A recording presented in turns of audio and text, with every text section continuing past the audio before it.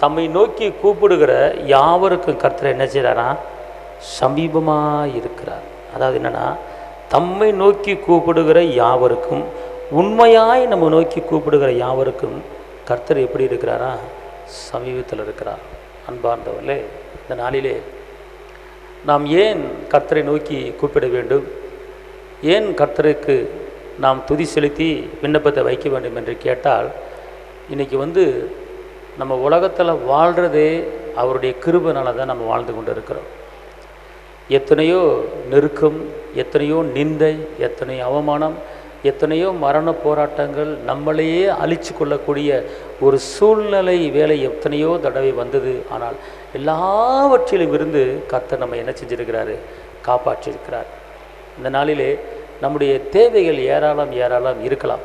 ஆனால் இந்த நாளிலே கர்த்தர் ஒரு வார்த்தை சொல்கிறாரு, தம்மை நோக்கி கூப்பிடுகிற யாவருக்கும் அவர் எப்படி இருக்கிறாரா? சமயமாக இருக்கிறார். ஆனால் எப்படி கூப்பிடணும் அப்படின்னு கேட்டிங்கன்னா, உண்மையாய் கூப்பிட வேண்டும். எப்படி கூப்பிடணும்? உண்மையாய் கூப்பிடணும். அதாவது ஏனாதானே என்று கூப்பிடக்கூடாது.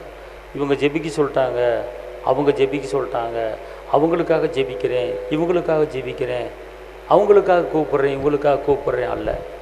நீங்கள் கூப்பிடுவதிலே, நீங்கள் விண்ணப்பத்துக்கு உடனே பதில் உங்களுக்கு வேண்டுமென்றால், நீங்கள் கூப்பிடுகிற காரியத்திலே உண்மை இருக்கணும். உண்மைனா, அதாவது முழு உள்ளத்தோடு அவரை நோக்கி நீங்கள் என்ன செய்யணும்? கூப்பிடணும்னு பார்த்துக்கொள்ளுங்க. கூப்பிடும்போது இங்கே இருங்களேன், எந்த சூழ்நிலை உங்களுக்கு எதிராக இருக்கிறதோ அந்த சூழ்நிலைகள் எல்லாவற்றையும் மாற்றி அமைத்து சத்துருக்களை எல்லாவற்றையும் நம்முடைய சார்பாக திருப்பி விடுகிற வல்லமை ஏசப்பட்டிருக்கு. பார்த்துக்கோ. அதான் உனக்கு விரோதமாக எழும்புகிற எந்த ஆயுதமாக இருந்தாலும் அது வாய்க்காதே போகும் என்று சொல்லப்பட்டிருக்கிறது. இன்றைக்கி நம்ம ஜெபிக்கிற ஜெபத்தில் உண்மை இருக்கும். பார்த்துக்கோ.